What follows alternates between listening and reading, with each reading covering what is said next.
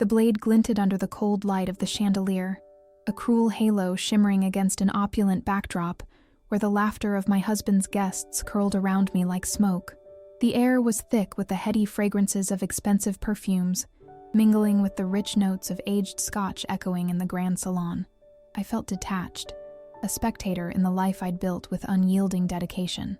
My fingers tightened around the knife's handle, its polished wood balancing the weight of betrayal that pressed upon me. I had sacrificed for him in ways that no one could ever see, swallowing pride as I watched him succeed, all the while choking on my own resentment. The taste of mac and cheese noodles still lingered on my tongue, the countless nights spent slaving over a hot stove while he dined on gourmet delicacies with clients, laughing at their jokes while pretending my sacrifices were merely the cost of marital bliss. I remembered the early mornings, the echo of my heels on the hardwood floor as I worked late into the night, typing frantically to build his empire while he slept soundly, unfazed by the heaviness of his dreams on my shoulders. But tonight was different. A jagged edge coursed through me as if the very walls were pulsing with the secrets I had kept buried deep inside. There it was, the necklace, perched atop the silky softness of the plush velvet tablecloth, glinting in the soft light like the mocking laughter of 1,000 unspoken lies. It was a gift he had given to her, I realized. My heart raced painfully as I shoved the knife deeper into the cake, the rich chocolate crumbling, just as my world had crumbled on me. Darling. His voice cut through the haze, silky and charming as always, the very essence of deception. He was beautiful, dressed impeccably in a tailored suit that hugged the curves of his body in all the right places. But, beneath his shining exterior, I felt the bitterness bloom within me. If only he could see the truth lurking just beyond his perfect facade. My breath hitched when I turned to face him, feeling the weight of 1,000 shards of betrayal that cut deeper than the knife still gripped in my hand. "I found something," I whispered, my voice trembling, every syllable stained with the bitterness I had swallowed for years. His facade faltered for the briefest moment, his jaw tightening. A flicker of concern darted behind his deep-set eyes, quickly masked by a laid-back chuckle. "Oh, honey, surely it's nothing important," he replied, his laughter weaving through the air like silk, strangely comforting yet unbearably suffocating. But I wouldn't let him pull the wool over my eyes any longer. The truth was spiraling out of control, a snowball gathering momentum as it raced toward a disastrous confrontation. I took a deep breath, the rich aroma of the dessert forcing my senses to grab hold of reality. I was no longer the nurturing wife. I was a woman scorned, standing at the precipice of revenge. It clicked in my mind, the sheer audacity and stark horror of my reality. Unraveling threads began to fray as I stood witness to my husband's lies, the haunting whispers in the shadows drawing me closer to a truth I had spent years avoiding. 50 grand for a car. A vintage car collection amassed from exhausted funds, money he had hidden in undisclosed accounts. All for her, the secret family he had nurtured right under my nose for a decade and a half. Suddenly the knife took on a different meaning. It transformed into a weapon of catharsis, not just for the cake, but for the years I had wasted being a silent prisoner to his whims. My pulse quickened with the echoes of his laughter reverberating through the lavish living room. It drowned the festive chatter, the distracting celebration enveloping me as I clutched the knife tighter, the cold steel grounding me in a reality far removed from his charade of devotion. This wasn't my life. I had sacrificed early morning coffee dates for late-night takeout dinners and costly vacations for thumping payments toward his luxury indulgences. I could feel the weight settling in my core, rage bubbling beneath the surface. He had robbed me of precious moments, collecting joy and resentment, feeding on my sacrifices to build a hollow tower of success. And with the inane laughter that filled the room, I glimpsed the betrayal not just in the sparkling lights overhead, but in every empty plate littering the table, a demonstration of too many missed opportunities and stolen kisses. "It's over," I thought, as the knot of determination wrapped tight inside me. "Eric," I offered, my voice steady now, determined to cut through the facade he had built and wrapped around me for too long. "Tell me about the necklace." For a fleeting moment, I could see him weigh the significance of the question and evaluate whether lying was the better option. The air halted, the music faded. I knew he would call me hysterical and dramatic, but I was neither. I was like a coiled snake, ready to strike, meticulously planning my revenge while he laid unaware. In that breathless silence, I beckoned the gathered guests, friends who loved him, who had feasted at our table and poured every inch of fury into my words. You see, I sacrificed everything for him. My career, my dreams, my very essence. All for what? So he could take a mistress? A gasp rolled through the room like a shuddering heartbeat. I drank in their shock, their confused glances flickering like a candle's flame in the night. The sweet taste of vindication washed over me, renewing my spirit. I continued, letting the words flow as his illusions began to shatter. I'm done being the good wife, I declared, my voice rising in defiance against the quaking foundation of deceit. I built his fortune, and if that means tearing apart the edifice he has created, then so be it. The warmth of excitement welled, fueling my conviction. Hands trembled at my sides, but my grip on the knife remained steady as I approached him. I know about the vintage car collection, Eric, and every lost dollar will be accounted for, every secret exposed. I'll strip you of every falsified victory. The room pulsated with the shock of realization. My courage grew in tandem with the deepening silence, the sheer audacity of my unveiling ushering in dramatic tension, a cruel balance of power tipping in my favor. I could feel every secret fracture beneath the surface as I bore witness to the destruction of his carefully curated image. Darling, he laughed weakly, but the false charm wavered, and I caught the flicker of fear lurking behind his confident demeanor. Surely, you don't mean this, but I would not allow his gaslighting to choke my resolve. No longer will you confuse kindness with weakness.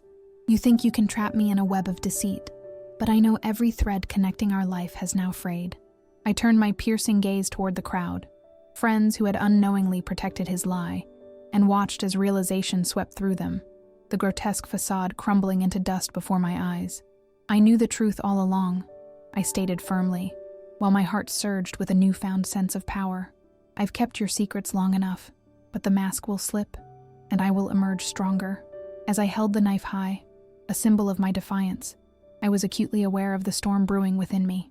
I was prepared to watch his empire implode, brick by brick, while the glimmer of revenge flared within me like the sharpest blade, spanning the depths of my core. Subscribe now, and bear witness to how I will shatter his world. I glanced at my husband, the once loved injured man, and then at the crowd, eyes wide and shimmering like glass. I welcomed them into my world of vengeance, where nothing could stop the fire roaring inside me, igniting with every word uttered. The packed ballroom echoed with laughter and clinking glasses, but I felt like a ghost wandering through a haunted mansion. I had exposed Eric, but my heart still rattled nervously in my chest, uncertainty gnawing at me like a rat in the walls of this grand edifice we had built together. The echo of my own voice still rattled in my mind, and yet the laughter that swirled around me suffocated, draping unseen chains around my limbs. I turned away, seeking solace, trying to breathe in the lavish scents that filled the air, the citrus notes of overpriced perfumes mingling with the rich undertones of whiskey, as if they were trying to define this chaotic atmosphere, but it all felt overwhelming and distorted. As guests drifted about me, I retreated into a corner where the shadows clung to the walls like veil of nostalgia, a temporary refuge from reality. I could still picture the betrayal glittering across Eric's face, caught red-handed in the act of his own deceit. And yet, the moment had slipped through my fingers, like sand falling to the ground, too fine to grasp. My stomach churned again, and I felt sick with rage, the adrenaline still coursing through my veins like a live wire. Over the next few days, Eric tried to sweep the incident under the rug, attempting to charm me with flowers and whispered promises, but they fell flat against my steely resolve. "You're just being dramatic, babe. You're imagining things," he would say, punctuated with that practiced laugh that once twisted my heart into knots of love, now turned my stomach. His words were laced with honey and poison, the sweet nothings masking the bitter truth that lurked behind his eyes. Years of lies wrapped inside promises that were worth as little as paper napkin scraps. The gaslighting began slowly and insidiously, wrapping itself around my mind like a creeping vine. Was I really losing my grip on reality? Those days turned into nights filled with restless thoughts as I lay awake in our grand master bedroom, magnificent walls adorned with golden accents that screamed wealth and secrets, a bed that felt as cold as a tomb. I could hear his snores, gentle but mocking, a reminder of the peace he found while I wrestled with the chaos of his betrayal. "Have you been taking your medicine?" he asked one morning, his eyes hooded behind the soft morning light, cutting through the fog of my sleep. "You've seemed a little off lately." The slicing tone lodged itself in my gut, twisting for a moment before I could respond. "I'm fine, Eric," I managed, but my voice faltered. Was I off? Had I been losing it? Doubts lingered in the back of my mind, tasting like bile, festering like an unresolved wound. Yet, something within me whispered again, reminding me that nothing was as it seemed. I needed clarity, an anchor in the swirling chaos of his machinations. As the weeks rolled on, I took to collecting pieces of evidence the way one would piece together a delicate puzzle made of heartbreak, the scattered memories and hints of betrayal. It started with the simplest things: a bank statement showing irregular transactions, a receipt splattered with expensive purchases that screamed of deceit, and dozens of online chats littered with flirtatious exchanges hidden behind passwords I quickly learned to hack. The scent of old leather filled my home office, where I pored over the mound of accumulations, the haphazard arrangement littered with half-empty coffee cups, wrinkled receipts, and misplaced envelopes. Each new scrap felt like a dagger of vindication driving deeper, lighting the flames of my previously flickering resolve. As I flicked through the pages of texts and transactions, I could almost hear the echo of their laughter reverberate around me again, their delight a knife to my already tender heart. Then, on one particularly dreary afternoon, I received a text from Monica, a trusted friend I hadn't spoken to since my world had imploded, a woman who could see through the haze of deceit that seemed to cloud my judgment. "I'm worried about you. Can we talk?" We met in a small, dim cafe, the scent of strong coffee blending with the bittersweet aroma of freshly baked pastries filling the air. I sat, fingers curling around the warm porcelain of my cup, the steam licking at my face, a moment of comfort I desperately craved while I struggled to untangle the threads that once wove the fabric of my life. "I saw Eric at that gala a few weeks ago," she said, her brow furrowed with worry. "He seemed different, more sure of himself." The edges of my nerves prickled with uncertainty. "What do you mean?" "There's something off about how he talks about you. Like he's spinning a tale for everyone else and placing you in a role that doesn't fit." I felt a pang in my chest, a prick of fear, sheer vulnerability bubbling just below the surface. "What are you saying?" She leaned forward, her voice dropping to a conspiratorial whisper. "He's been playing both sides, sweetheart. You deserve to know." And with that, she handed me a small folded piece of paper, a name scribbled on it. The name hit me with a blow, sending a shiver down my spine. An attorney? A lawyer? For what? "Too many secrets," she replied, resting her hand over mine. "You need clarity, and Charlie is the best. She'll help you decipher what you're facing." The blend of sweet coffee and despair settled heavily in my stomach. I held that note tightly, feeling its weight promised the liberation I craved. Knowledge, insight, an escape from the web Eric had spun around me. Curiosity sparked inside me, igniting the embers of suspicion.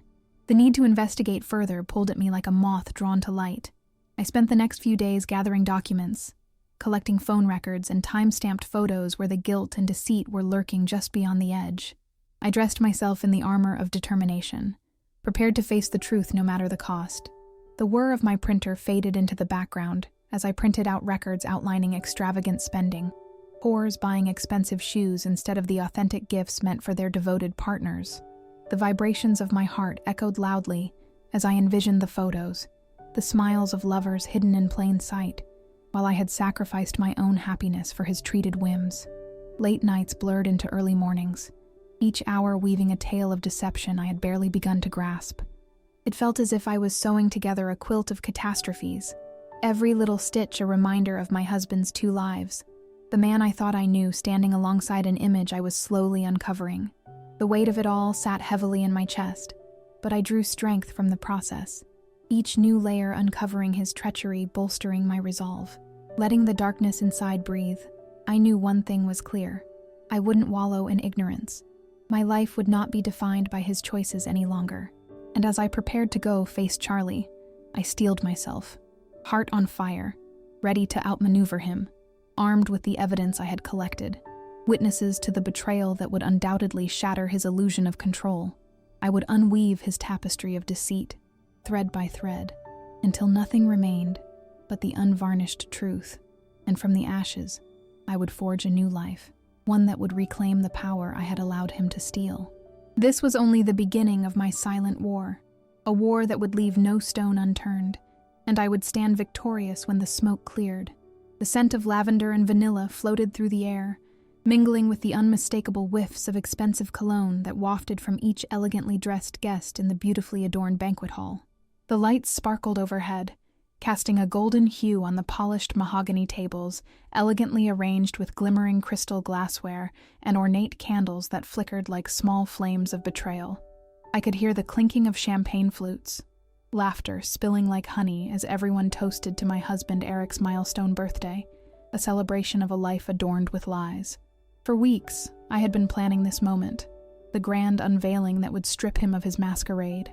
The irony wasn't lost on me. While the room swirled with festive decoration and joyful sounds, I had carefully laid out a trap, a stage set for his downfall amid the clamor of joy and revelry. Guests whispered sweet nothings, complimenting the decadent centerpiece of roses and peonies, blissfully unaware that they were mere audience members in my meticulously orchestrated performance. The wooden podium stood proud at the head of the banquet, gleaming under the thoughtful lighting. I had rehearsed this countless times in the dark corners of my mind, where shadows danced with delicious anticipation. With each simulated moment, I envisioned Eric's eyes widening, friends flipping through the playbook of denial as they struggled to piece together our life, the carefully curated fantasy that I was determined to shatter.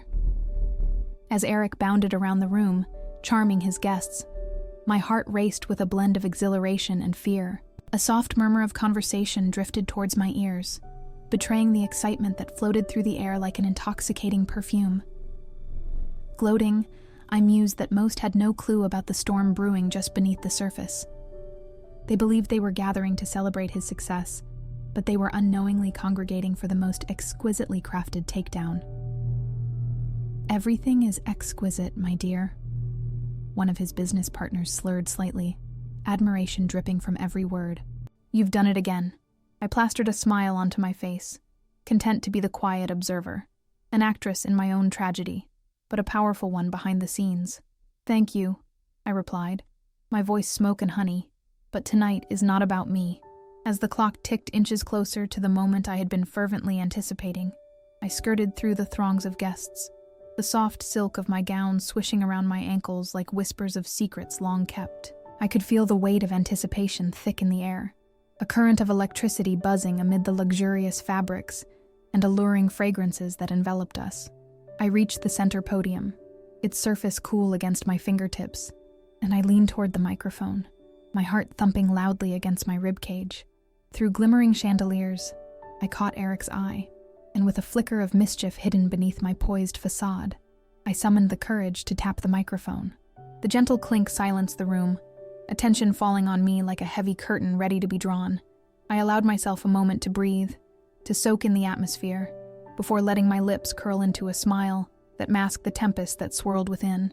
"Thank you all for being here tonight to celebrate my husband," I began, enveloping my words in sweet sincerity, crafting an illusion of gratitude. "He deserves all the admiration. You've all seen him flourish, haven't you?" Warm applause filled the hall, reverberating like an echo of triumph. But beneath that applause lay tremors of tension, an undercurrent of something deeply uncomfortable. The faces of my friends and family reflected joy, but I could see the specks of worry beginning to sprout, blooming subtly as I steered further into the storm. "But as much as I appreciate all of your warm words, I have a confession to make tonight, a truth I've kept buried for far too long." My voice lowered, gravitating the crowd's attention like moths to a flame.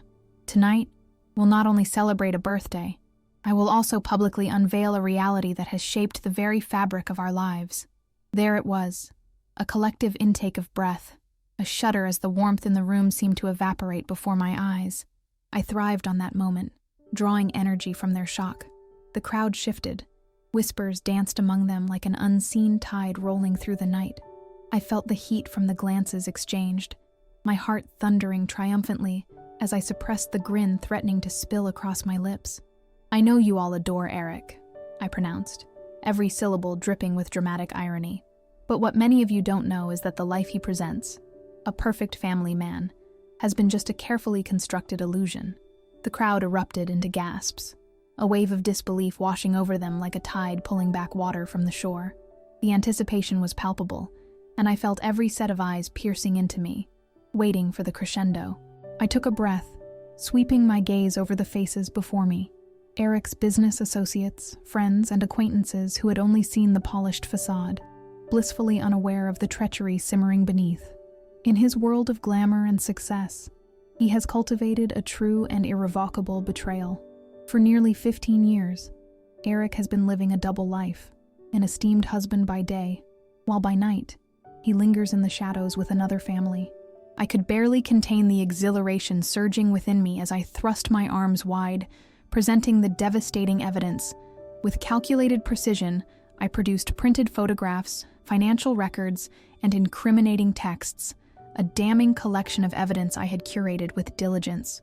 The documents resting on the podium felt like a lifeline to my sanity. They were the proof of his betrayal, my salvation turned weapon. The vintage car collection he has been so proud of, a network of lies, bought with money siphoned from our accounts, meant to fuel a life that never even included me. These receipts, these texts, and more, I pronounced, my voice echoing as I fanned the papers in the air, reveal an unthinkable secret. A parallel life where families are built on deceit and love is nothing but an afterthought. The room tensed like a tightly pulled wire. Disbelief raced through their expressions like wildfire, igniting horror and intrigue as Eric's face paled, his facade cracking under the immense weight of exposure. The laughter faded to an eerie silence. Stunned whispers rippled through the once harmonious gathering, confusion looming as guests grappled with the revelations unraveling. "Why pretend?" I continued, my voice steady despite the tumult racing inside me. "Why let me invest my life, my love, in a marriage built on a house of cards only to have it collapsed for someone else?" Eric stepped forward, his mouth agape, desperation fringing his eyes as if fighting against the tethering truth. "This isn't how you do this. You're making a mistake," he sputtered. "Am I?" My eyes bore into him, the ice forming a wall protecting me from his pleas, a final bastion against the tide of guilt he tried to wash over me. Or is it simply time for the world to know the truth? The moment lay suspended in time, my heartbeat harmonizing with the gathering storm of emotions swirling within the room, a beautiful symphony composed of destruction and vindication. Friends turned on him, speaking softly among themselves. Shock danced around us like dry leaves caught in a tempest, swirling in chaotic disbelief at what had just been revealed. "Erica, sweetheart," pleaded one woman, her brow furrowed with concern. "Are you sure about this? Would you have waited this long?" I shot back, the words cutting through like a knife of their own. No one should have to suffer endlessly or stupidly while trying to save face for a man who has hoarded lies like a treasure chest. I sensed the world around me shifting, every gaze on me like a spotlight laid bare. Finally, the truth snagged them. It compelled each guest to peer beneath the layers of deceit woven seamlessly into my life. These were not just shallow acquaintances any longer. They were unwitting participants in the masquerade I had allowed to flourish around Eric's indiscretions. I lifted the evidence higher, feeling powerful as the sharp edges of my documents caught the light streaming through the chandelier.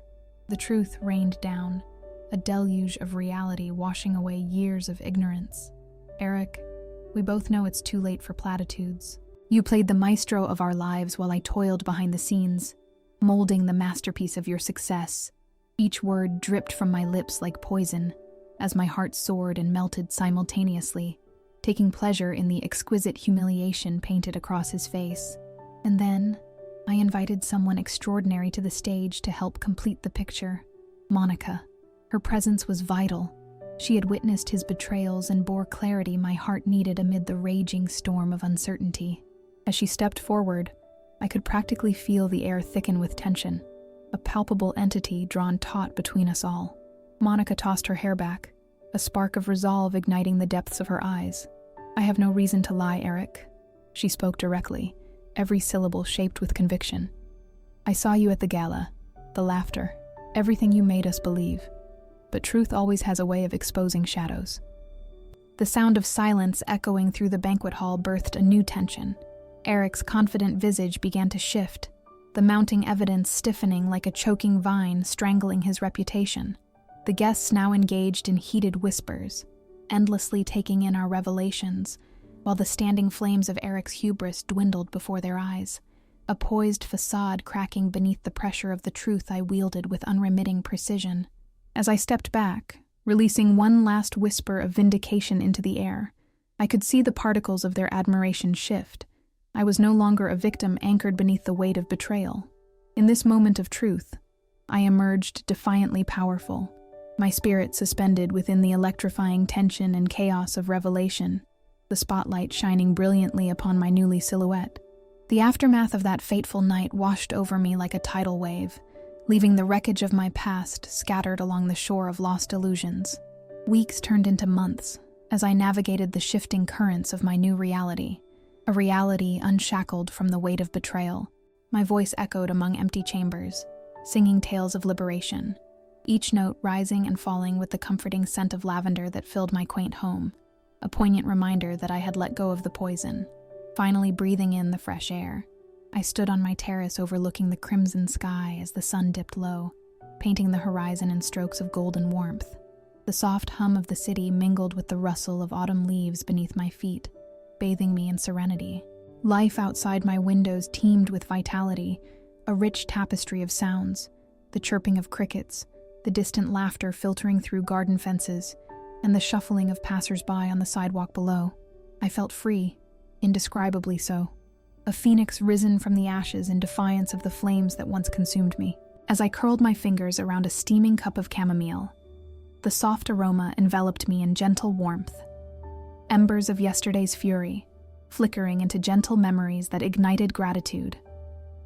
I had come so far, and though echoes of Eric still lingered in the corners of my mind, they no longer held dominion over my life.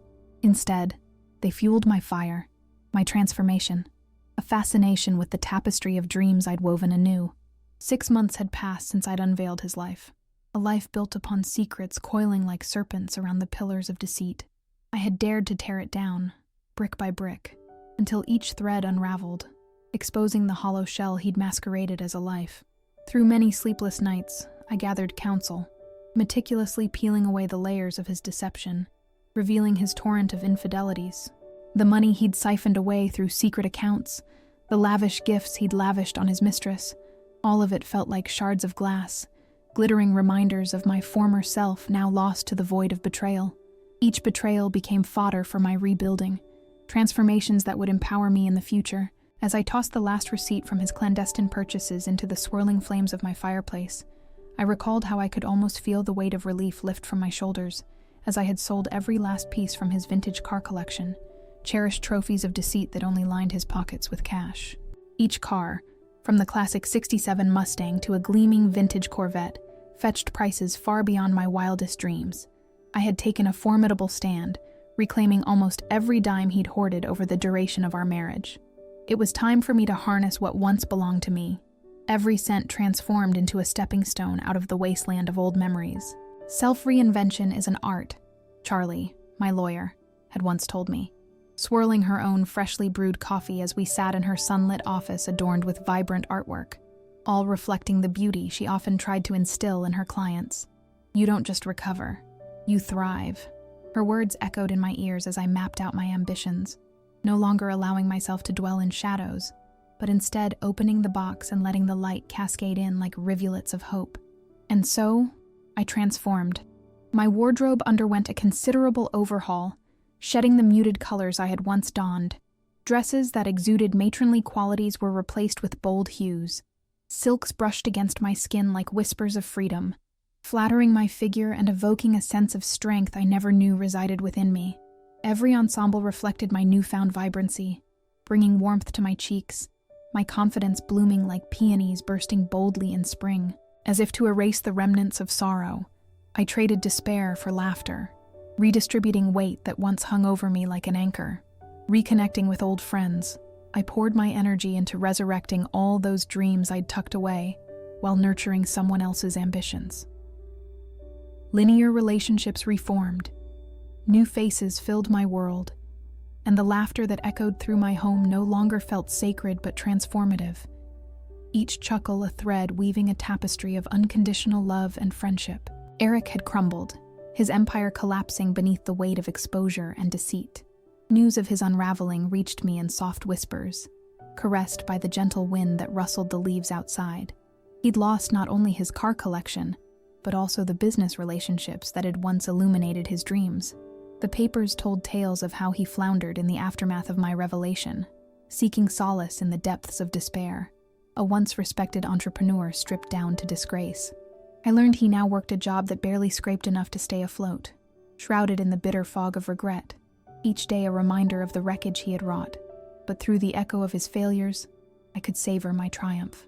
I reveled in the delicious feel of liberation, sipping it like honey dropped into warm tea, sweet, soothing, and eternally satisfying. The sense of justice coursed through my veins like adrenaline, pulsing with purpose and passion, birthing a world where I reigned supreme over my destiny. Monica, my steadfast ally, often grinned at how fate had turned its head towards us. She'd put her own life back together too, liberated from the grasp of Eric's charm as I once had been. The weight of what we had endured bonded us together. Our laughter now came adorned with a brilliance forged from hardship. In an attempt to instill hope, we began organizing charity events for women who had lost their way due to toxic partnerships, creating a community that thrived on resilience, supporting, guiding, and nurturing the spirits battered, but not broken. Little did I know then that shadows had resurfaced to challenge my fervor when Eric's mistress faded into the background, her inquiries becoming less frequent. I had witnessed her before my unveiled truth, visible on the fringes of his life as they tiptoed around whispers and shared glances, both camouflaged in shadows, while I bore the weight of his lies. But as the tides shifted, the mistress retreated like fog rolling away at dawn, realizing the treasure she had coaxed out of him was fast eroding. Rumors drifted into the fabric of my newfound tapestry. Hushed conversations painted the onlookers' thrills, detailing how the mistress had left him high and dry when the luxury ran out, just as he had done momentarily to me.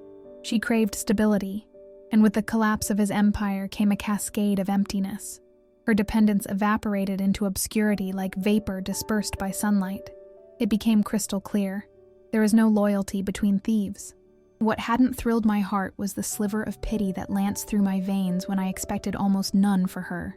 The fragility of love built on lies often toppled under the weight of truth. She was a byproduct of Eric's deception, both so lost in the cocoon of their illusions that they had failed to recognize their inevitable downfall was intertwined.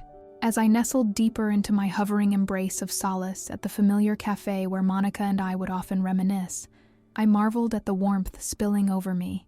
The ambiance, rich with scent, espresso mingling with the buttery aroma of freshly baked croissants, once again enveloped me, bringing comfort into the spaces Eric had hollowed out. With each sip, I smiled, knowing my journey had only just begun. The blossoming flowers of strength, resilience, and joy now unraveled before me in vibrant colors.